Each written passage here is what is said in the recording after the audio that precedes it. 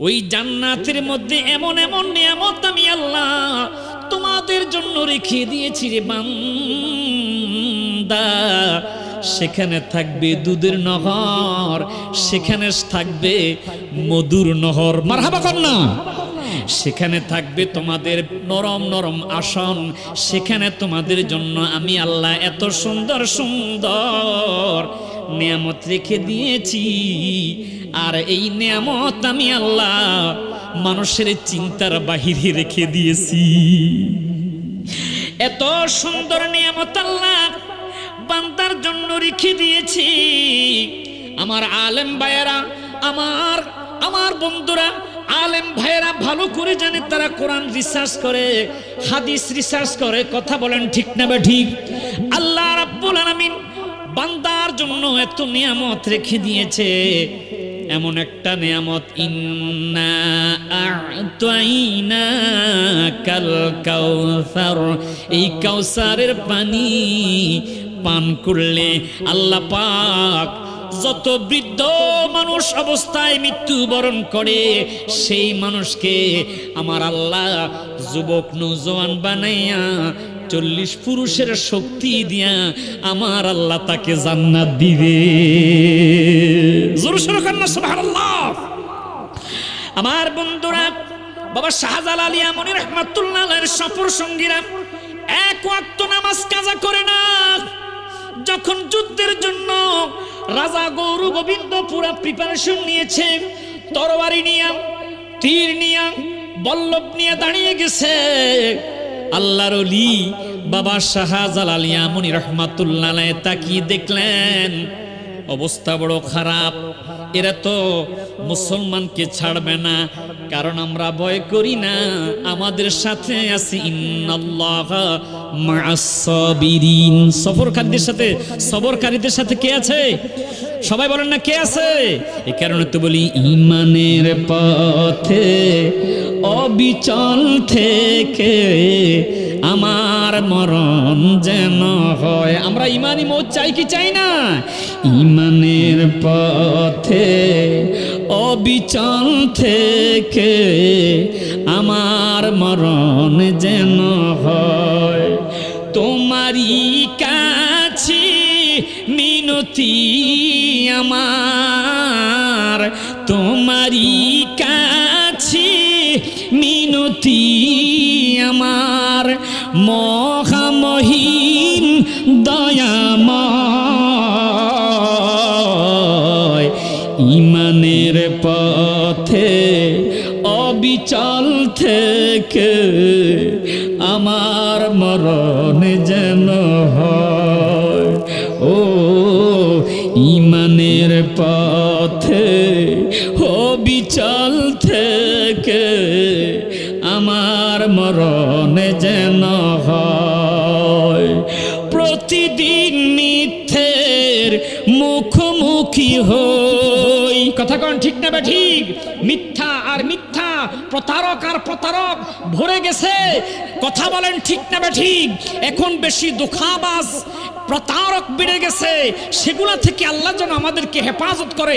আওয়াজ করে বলেন না আমিন। প্রতিদিন মিথ্যের মুখোমুখি হই, বেদিন কাফেরেরা কর হইচই, আজাজিল সে গোমরাহি সুর গায় করে তোলে মোহময়।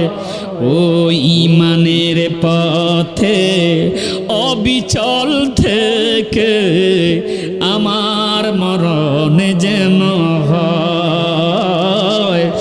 ইমানের পথে অবিচল থেকে আমার মরণ যেন হয়। একটা জবান বন্ধ রাখবেন না, জোরে সোরে কন্যা মারহাবা। বন্ধুরা গভীর মনোযোগ।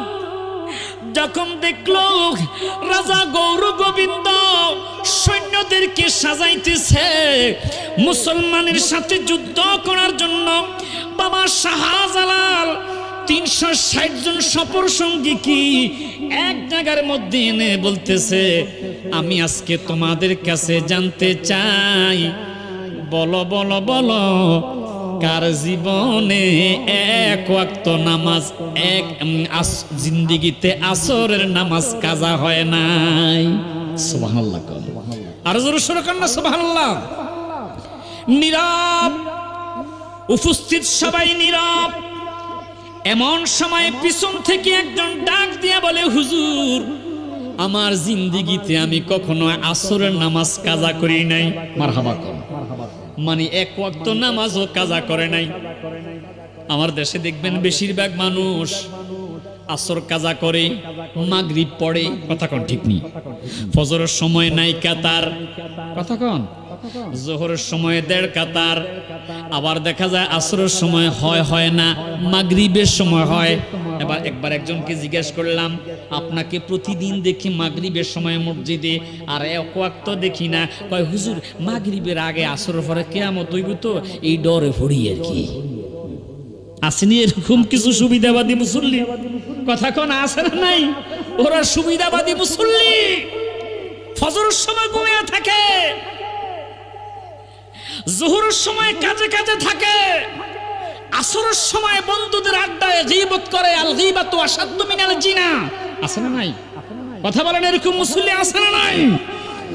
মাগরিবের সময় যায়, কয় মাগরিবের আগে কিয়ামত হবে। আলেম ওলামার মুখ থেকে শুনেছি, কুল্লু মান আলাইহা ফান, সবকিছু ধ্বংস হয়ে যাবে। এই ভয়ে আমি মাগরিবের নামাজটা আদায় করি।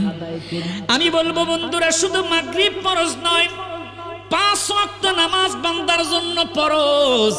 আল্লাহ রাব্বুল আলামিন 5 ওয়াক্ত নামাজ মানুষের, মুসলমানের জন্য ফরজ করেছে। আমার নবীজির হাদিস, নবীজি বলেছে, মান আহসানা উদুআহুন্না, তোমরা যদি উত্তম রূপে ওযু বানাইয়া লিওয়াক্তিহিন্না ওয়া সাল্লুহুন্না ওয়া রুকুআহুন্না ওয়া খুশুআহুন্না, উত্তম রূপে ওযু বানাইয়া তোমরা যদি সময় মতো ওয়াক্ত মতো জামাতের সহিত নামাজ আদায় করে রে বান্দা, আল্লাহ পাক ওযুর দ্বারা অর্ধেক গুনাহ মাফ করে দিবে, আর নামাজের দ্বারা তোমাদের পুরা গুনাহগুলো মাফ করে দিবে। সেই নামাজ আমরা চাই কি চাই না? সবাই 2 হাত তুলে আল্লাহকে দেখান। মাশাআল্লাহ, কয়েকজনে উঠাইতেছেন না, ওনারা একটু সন্দেহ আছে নাকি? নামাজ লাগবে কি লাগবে না? মাশাআল্লাহ, কবুল করক। সবাই বলেন না আমিন। আর একটু জোরে সোরে কন না আমিন। একজন লোক হাত বাড়াইছে, হুজুর, আমার জীবনে আসরের নামাজ কাজা হয় নাই। কে হে? হুজুর, আমি নাসিরউদ্দিন সিফা গোসালা, যার বর্তমান মাজার রয়েছে মুনার বনে। মারহাবা কন। আমাদের হুজুর কেবলা আল্লামা হেলালি হুজুর প্রতি বছর সেখানে নিজ অর্থায়নে, নিজের খরচে বিশাল মাহফিল করায়। বহু উলামায়ে কেরাম আসে, হুজুর নিজের পকেট থেকে প্রত্যেকটা আলেম ওলামাকে হাদিয়া দেয়। আলহামদুলিল্লাহ কন। আর হুজুর শুরু করেন আলহামদুলিল্লাহ। হুজুরের অনেক খেদমত। আমাদের চাঁদপুর শাহরাস্তি কচুয়াতে হুজুর বিশাল বড় সেখানে একটা 5 তলা ফাউন্ডেশন